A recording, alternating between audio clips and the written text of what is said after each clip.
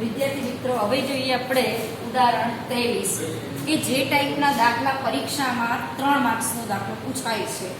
કોઈ વિધેય આપ્યું હોય, અહીંયા આપણને આપ્યું છે f from n to 1, વ્યાખ્યાયિત કર્યું છે fx બરાબર 4x + 3 અને અહીંયા રકમમાં જ આપ્યું છે કે જ્યાં y ગણ છે એવા y belongs to n નો ગણ છે કે કોઈ x belongs to n માટે y = 4x + 3 થાય. તો એમ કહે છે કે સાબિત કરો કે આ વિધેય વ્યસ્ત સંપન્ન છે અને f નું પ્રતિવિધેય પણ શું. પહેલું એને શું પૂછ્યું? f વ્યસ્ત સંપન્ન છે એટલે f ને એક એક અને વ્યાપ્ત બતાવવું પડે. પહેલા જોઈએ f એક એક કઈ રીતે છે. તો f નો પ્રદેશ કયો? n. તો દરેક x1 x2 n માંથી લેતા fx1 બરાબર fx2 implies x1 બરાબર x2 સાબિત કરી દઈએ તો f એક એક થાય. x ની જગ્યાએ x1 મૂકો, x ની જગ્યાએ x2 મૂકો, 3 બંને બાજુથી કેન્સલ. 4x1 બરાબર 4x2 implies x1 બરાબર x2 કારણ કે 4 વડે બંને બાજુ ભાગી કાઢો માટે f એક એક છે. f એક એક છે. હવે f ને મારે વ્યાપ્ત સાબિત કરવું છે. ઓલરેડી f ને અહીંયા વ્યાપ્ત એમણે આપી જ દીધું છે રકમમાં જ. શું કીધું? f from n to y. y કેવો ગણ આપ્યો? એવા y belongs to n નો ગણ આપ્યો કે એવા y તરીકે પ્રાકૃતિક કિંમતો લેવાની છે કે કોઈ x belongs to n માટે y = 4x + 3 થાય. તો જ્યારે પણ ધારો કે આ y આપણને નથી આપ્યો અને આપણે ધારો કે એને f ને વ્યાપ્ત સાબિત કરવું હોય તો શું કરીએ છીએ? પ્રત્યેક y belongs to y માટે x એવો n માં શોધીએ કે જેથી fx બરાબર y થાય. આ આપણી વ્યાપ્ત વિધેયની વ્યાખ્યા છે. તો અહીંયા એ જ વસ્તુ આપી છે. જુઓ અહીંયા કેવો y ગણ આપ્યો છે કે y n માંથી, x પણ n માંથી લો ને આમાં મૂકો. ધારો કે આને મારે ગણ સ્વરૂપે લખવું હોય તો હું શું લખી શકું? x હું n માંથી લઉં. ધારો કે પહેલા હું 1 લઉં તો 4 + 3 એટલે 7 થાય. અને આ y નો ગણ છે, y belongs to n નો ગણ છે. કેપિટલ y નો ગણ છે. તો પહેલી કિંમત 7 મળે. પછી x તમે શું મૂકો? 2 મૂકો તો 4 * 8 + 3 એટલે 11 મળે. એટલે 4 4 ની ગાળી કિંમતો મળતી રહેશે 15 ને 19 ને આવો મારો y ગણ છે. બરાબર. અને તમે આનો વિસ્તાર શોધવા જાવ તો એ જ મળે. જુઓ x તરીકે n માંથી પહેલી કિંમત લો 1 તો 8, બીજી કિંમત લો 2 તો 8 ને 3 11, પહેલી કિંમત 1 લો તો 7, પછી 2 લો તો 11, 3 લો તો 4 કરી 12 ને 3 15. આ રીતે તમને fx મળતો રહે. અને એને તો આપણે વિસ્તાર કહીએ છીએ. આ 1 મૂક્યો તો 7, 2 મૂકો તો 8 4 * 8 ને 11, 3 મૂકો તો 4 કરી 12 ને 3 15. તો આ વિસ્તાર મારે લખવો હોય તો શું લખું? 7 11 15. અને તમે આ y જુઓ, y ને મેં વિસ્તારના સ્વરૂપમાં લખ્યું તો આ કયા ઘટકો દેખાય છે? 7 11 ને 15. આ મગજમાં વિચારવાનું છે, એ અંદર લખવાનું છે નહીં. આ આપણે વિચારી લેવાનું કે આનો વિસ્તાર જ વાસ્તવમાં સપ્રદેશ બની ગયો છે. એટલે વ્યાપ્ત તો આપેલું જ છે એટલે ચેક કરવાનું રહેતું જ નથી. તો આપણે શું લખીશું? પ્રત્યેક y belongs to y માટે x n માં મળે કે જેથી fx બરાબર y થાય. તો આ x આપણે n માં શોધવાનું છે. fx ની જગ્યાએ મૂકો 4x + 3. that means કે 4x + 3 = y. x ને કરતા કરો તો y - 3/4. આ કિંમત અહીંયા મૂકો y - 3/4. આ y તમે y માંથી લેવાના છો તો y તરીકે કેવી કિંમતો લઈ શકશો? 7 7 - 3 4 4 / 4 એટલે 1 n માં મળ્યો.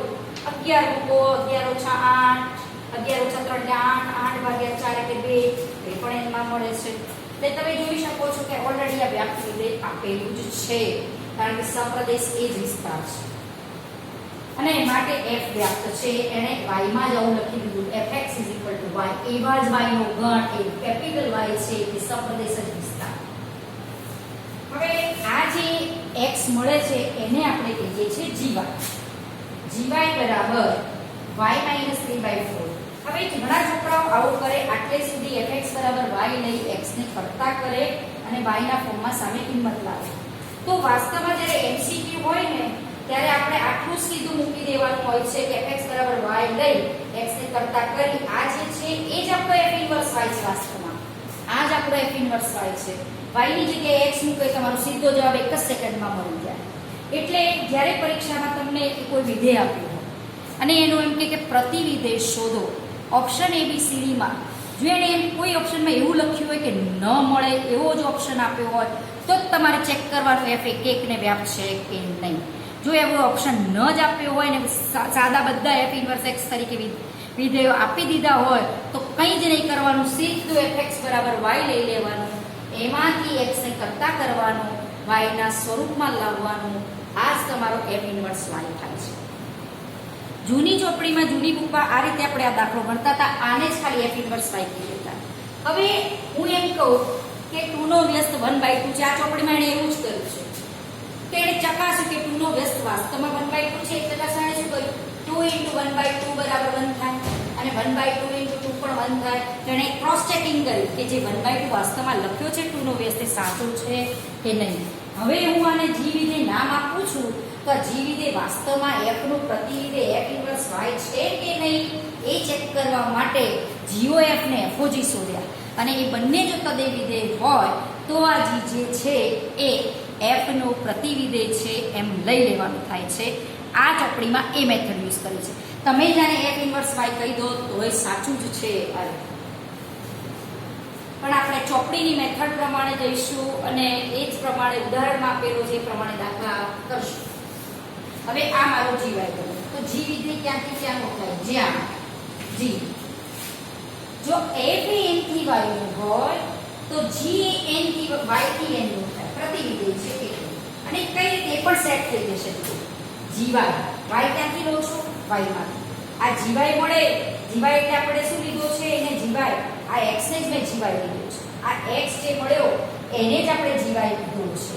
તો આ x એમાં મળે છે n માં, એટલે gy શેમાં મળે n માં, y કેપિટલ Y માંથી લો છો, gy n માં મળે છે તો ઓલરેડી g એ n y થી n નું વિધેય કહેવાય કે જે f નું પ્રતિવિધેય સ્વરૂપે દેખાય છે. હવે આ g વાસ્તવમાં પ્રતિવિધેય છે કે નહીં એ ચેક કરવા પહેલા આપણે FOG શોધીએ અને GOF શોધીએ. એટલે FOG વિધેય આપણું થશે y થી y.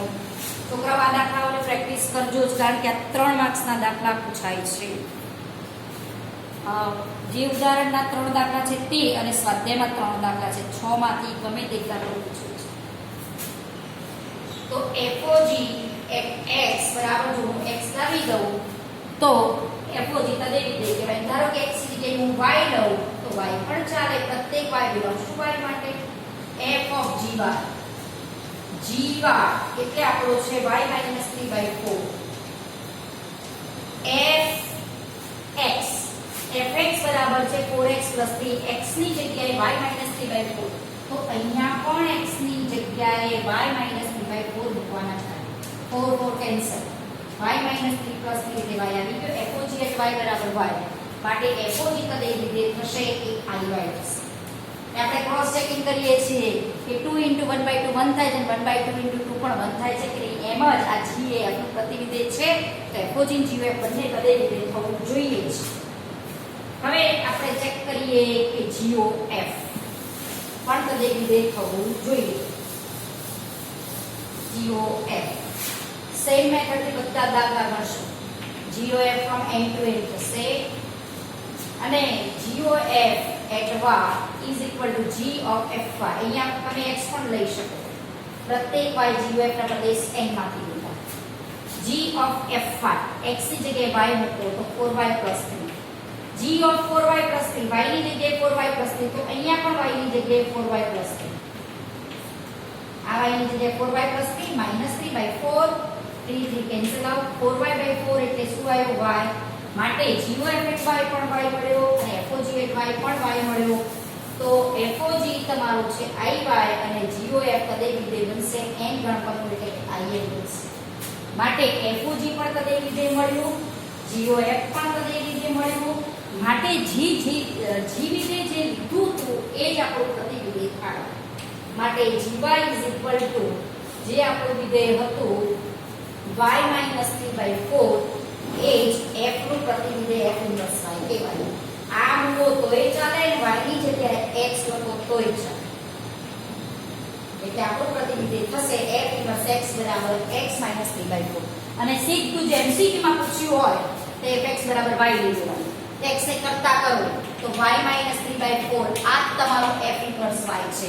આને જ આપણે gy કીધો તો g જે f ઇન્વર્સ y બતાવ્યું એટલે વાસ્તવમાં આ તમારું પ્રતિનિધિ બને છે. જો ઓપ્શનમાં એવું ન આપ્યું કે એક અસ્તિત્વ ધરાવતો નથી એવું આપ્યું હોય તો તમારે ચેક કરવાનું કે આપેલ વિધેય એક છે કે વ્યાપ્ત છે કે નહીં એ ચેક કરવાનું પછી જ કામ કરવાનું.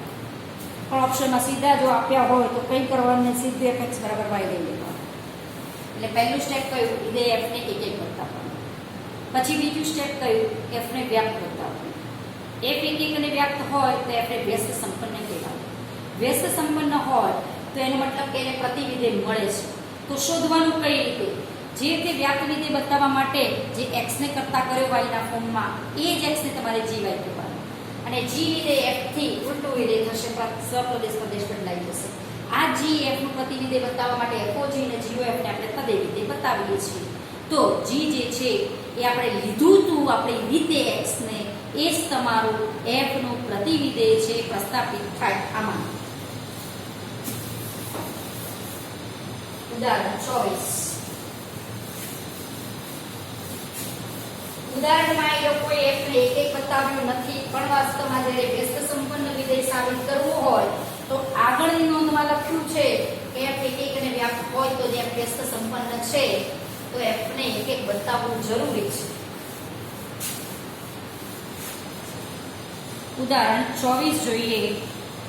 એક જ મેથડથી આપણે બધા દાખલા ગણશું એટલે ક્લિક આવી જાય. 6 દાખલા ગણવાના એટલે 3 માર્ક્સનો દાખલો એવા y નો ગણ છે કે જે n2 જ્યાં n belongs to capital N અને આ ઉપગણ n છે. વિધેય f from n to capital Y આપ્યું છે. fn બરાબર n2 દ્વારા વ્યાખ્યાયિત. તો એમ કે છે કે f વ્યસ્ત સંપન્ન છે એવું સાબિત કરો. તો હવે f ને વ્યસ્ત સંપન્ન બતાવવા માટે પહેલા f ને એક બતાવવું પડે. n થી y નું છે તો હું પહેલા દરેક n1 n2 n માંથી લઈએ એના પ્રદેશ n માં. fn1 બરાબર fn2 લઉં. fx1 ની જગ્યાએ fn1 અને fx2 ની જગ્યાએ fn2 લીધા. fn1 એટલે n1 સ્ક્વેર થાય.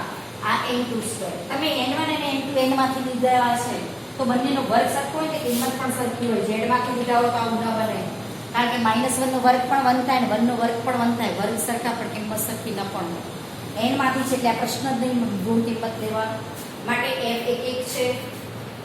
f એક છે. હવે જુઓ આનો સપ્રદેશ કયો છે y અને y તે ઘન તરીકે આપણને આવું આપ્યું છે અને આનો વિસ્તાર શોધું તો એ જ મળે. જો n તરીકે 1 લો n માં તો 1 સ્ક્વેર 1, 2 લો તો 4, 3 લો તો 9. બરોબર, આવો મારો ગણ મળશે. અને આ કેપિટલ y જુઓ તો y વાસ્તવમાં ઘણ કયો થાય છે વિચારો. જુઓ n માંથી લો 1 લો તો 1 નો વર્ગ, 2 નો વર્ગ 4, 3 લો તો 9. એટલે વાસ્તવમાં y પણ આ જ છે અને વિસ્તાર પણ તમારો 1, 4, 9 એવો જ મળે છે. એટલે વિસ્તારને સપ્રદેશ એક જ આપી દીધા છે એટલે આપણે વ્યાપ્ત આપેલું છે. પણ આપણે લખીએ કે પ્રત્યેક y બિલોંગ્સ ટુ y માટે, પ્રત્યેક y belongs to capital Y માટે x ની જગ્યાએ આપણે n લઈએ કે x રાખો કોઈ વાંધો નહીં. x બરાબર એવી કિંમત n માં મળે કે જેથી fx બરાબર y થાય. તો મેં અહીંયા n લીધો તો હોય તો fn બરાબર y થાય. તો અહીંયા આપણે n રાખીએ કારણ કે x ની જગ્યાએ આપણને fn દ્વારા વિધેય થયું છે. fn બરાબર y કરીએ. હવે fn એટલે આપણી પાસે n2 છે. જો આ x2 રાખ્યો હોત તો y બરાબર x2. x ને કરતા કરીએ છીએ, આમાં n ને કરતા કરવાનો. n બરાબર રૂટમાં y લઈશું, પ્લસ ઓર માઈનસ નહીં લઈએ કારણ કે મારે n માં બતાવવો છે એટલા માટે. અને y તમે y માંથી લો છો એટલે કે આવો લો છો 1, 4, 9 એવી જ કિંમત લો છો તો એનું ધનવર્ગમૂળ જ મળે. y belongs to root y belongs to n મળે કે જેથી આવું થાય. હવે આ જે n છે આ x y ના ફોર્મમાં આવે એને જ આપણે gy કહીએ છીએ. તો જ્યાં g ફ્રોમ વિધેય થશે y to n નું વિધેય થશે. તો આ g જે છે f નું પ્રતિનિધિત્વ બતાવવા માટે fog વિધેય ક્યાંથી ક્યાંનું થાય એ પહેલા નક્કી કરીએ. g એ y છે પ્રદેશ અને f નો સપ્રદેશ y છે તો FOG y થી y નું થાય અને FOG at y બરાબર f of gy. gy is equal to root y જે આપણે gy આને લીધો છે આ પણ મગજમાં રાખવાનું વિધેય ને આ પણ રાખવાનું. હવે gy is equal to root y લીધું છે અને f of root y નો સ્ક્વેર એટલે આપણને મળે y માટે FOG y is equal to y મળ્યું માટે FOG બરાબર કહેવાય y થી y નું છે.